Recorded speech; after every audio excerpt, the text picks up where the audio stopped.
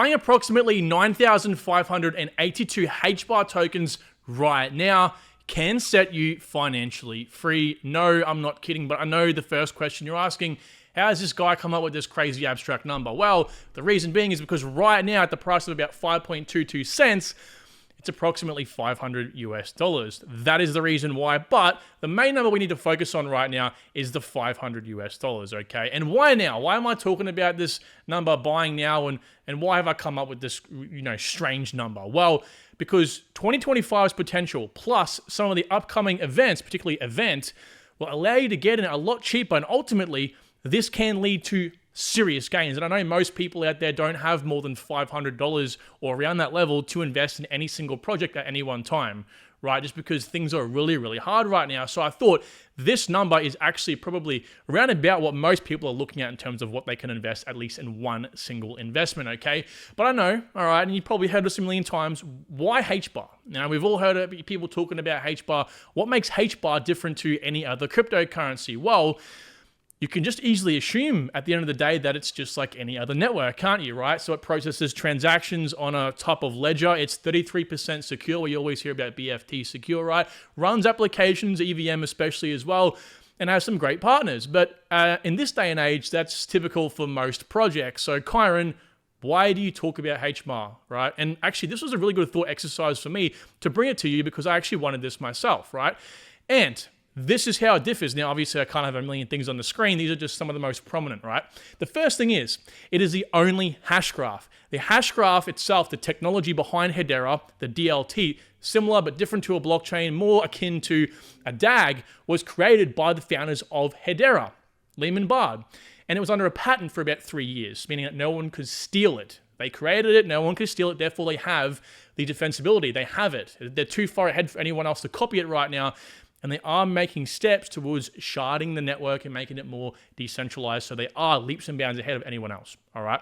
They also have fair ordering of transactions. So because of the hash graph, the way that it builds on itself, essentially they can make sure the transactions are ordered very fairly. And this is going to open up some really good possibilities we'll talk about in a second. It's also asynchronous Byzantine fault tolerance. So that 33% I'm talking about there, well, it's continuous attacks from malicious people. So most projects, if they are 33% secure, they can maintain, about 33% of the network attacking it at any one time. But there's going to be a point in time where even if it's around that threshold, under the threshold rather, they just, succumb to the harshness of the attack. They succumb to the attack, basically. They either stall or they just, close. The network cannot continue to go on, but Hedera is different. It can literally have 33%, as long as it's not, one bit more of the network attacking it and continue to, create, events or blocks in a way, right?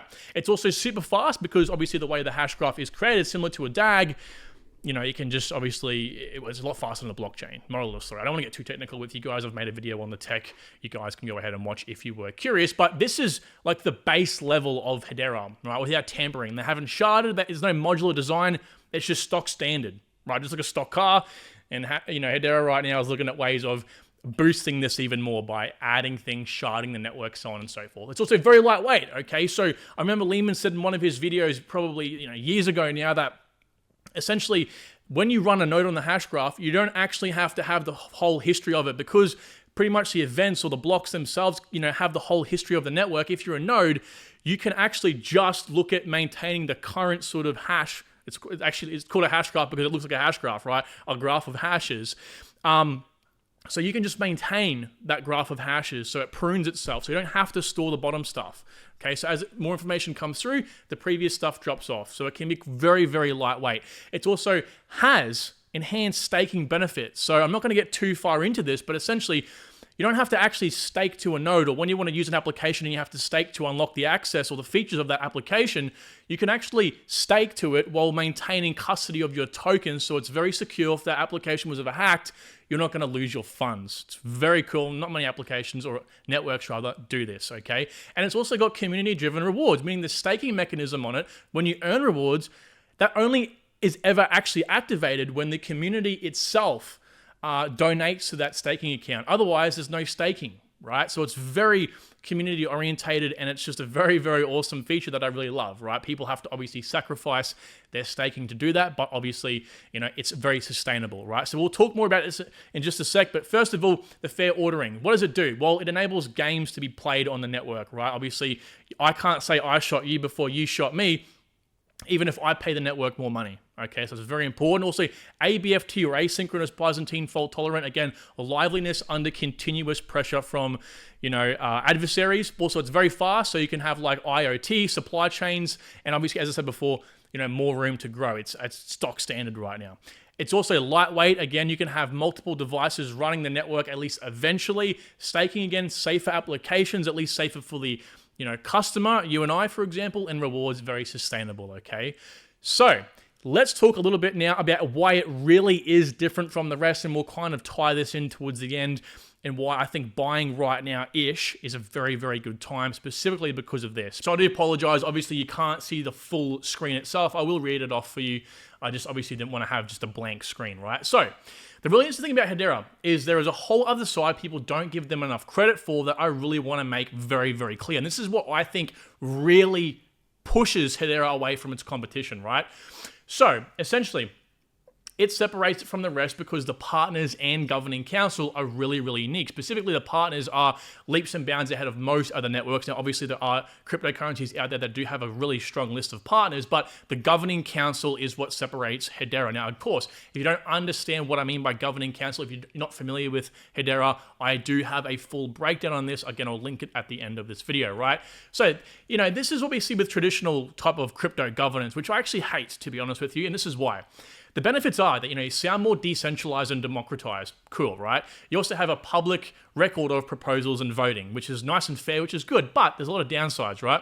More tokens typically means more voting power. So this can actually be quite centralized with, not even realizing it, okay? Now, the direction of the protocol is also in the hands of unknown people. It could be a 12-year-old, it could be an 85-year-old. You really don't know, and do you really want to trust someone that might not be an expert in, economics or protocols? And IPs or improvement proposals can still be created, altering code, minting tokens, etc. Obviously, this does depend per project. Some of these things are locked up permanently. Now, we have Hedera, right? You can't see some of this, but you have access to 39 governing council members at any given time, obviously when they're all onboarded, and that doesn't even include the old members. So we have even more to choose from. Corporations are chosen based on geographical location and their prestige. So they're diversified across the world, which is important because you're going to have different people thinking different ways. And also based on prestige. They're like Fortune 500 companies, they have top universities, they're just really the top of their game in their respective fields. No one entity other than Swirlds, which Swirlds were the creators of the Hashgraph, that's the company founded by the two founders of Hedera, can hold a seat more than 6 years, so two individual sort of sessions, I guess, if you will, terms of 3 years each, and they all have equal votes, right? Now, the meeting minutes are also published every single time. Hedera is one of the most transparent networks I have so far come across. They answer questions that really you don't have to answer, right? Now, this also is centralized, I will admit, and they can alter important aspects of the network like supply, but they do need a unanimous vote, which means they all have to agree, okay? So these are just some of the things to think about, but ultimately, there is a lot more green than there is on typical crypto governance sort of proposals or measures. And I do think there's actually a hell of a lot more I can't obviously explain to you here that I really would want to. So again, what you're really getting here is a whole bunch of professionals, matter of fact, teams of professionals, diversified geographically and also by their markets, okay? So what you can really do with Hedera here is interact with these different markets, even if, say, for example, they're currently partnering with Google as a prime case, and if that Google term ever ran out, they might come back to Google in many years to come and ask them to do X, Y, or Z, and ultimately that can lead to some really important things that their competitors, i.e. Hedera competitors, can't do. Okay, so it's very important we recognize this as an actual benefit, and this is what I'm saying with the governing council. Other networks aren't doing this, and this is why it's very important because you don't just have a governing council protecting Hedera or looking to the future of Hedera. You also have a governing council that wants the best benefit for Hedera, but also, you're creating deep connections with real people here. It's not just like, all black and white sometimes, guys. So let's have a look at this. This is a recent Google-led governing council meeting that Lehman recently spoke of. We are at the Googleplex. This is a Hedera council meeting. Since COVID, this is only the second one we've had. It is so good. All the council members are coming together in one place. We're meeting in one place. Honestly, with face-to-face meetings, you get things you don't get out of Zoom. I think we accomplish more in the coffee breaks than we do with a year of Zooms. So I'm very excited to be here right now. Huge stuff, right, guys? So obviously, as I say here, there's no doubt there's great potential happening with Hedera. I think all of us can see that, and I think hopefully this video has helped some of you that aren't quite clear on it break it down on normal terms, okay? Obviously, there's a lot more, and again, I've gone into detail on the tech and a whole video for that, and the sort of ecosystem, governance, and fundamentals in a whole different video, okay? But why now, Kyron? Why we have to buy now? You know, why $500? Well, it's because of this. Now, I want to say, this isn't from the horse's mouth. It wasn't from Hedera itself, okay? But a lot of the community members have brought this to my attention. Thank you to everyone that does comment about this. I really do appreciate it. I can obviously help more people in this case.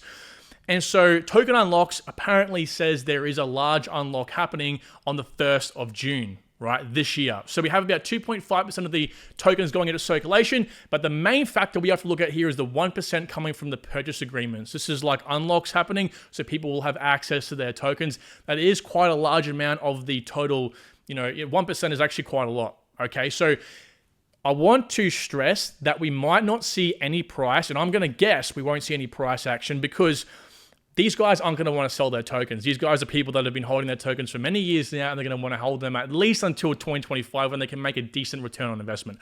I just thought, look, if you're someone who's on the fence, looking to invest, not financial advice, of course, you guys know how I deal here, but it might be a good idea to have a look at the 1st of June. And right now, we are in some turbulent times, so it obviously might be a good time just to hold off until a little bit longer. Again, I can't see this for every single one of you, just to kind of figure out when you should inject your money. Right now, to see how far the 9,582 tokens can really get you, I do have price prediction videos on Hedera. I will put it up on the screen now, as well as that technical breakdown I was talking to you about earlier. Ultimately, guys, I would really appreciate if you gave me a like on this video and subscribe with the bell notification on for more daily crypto content. All right, all. Take good care. Talk to you soon.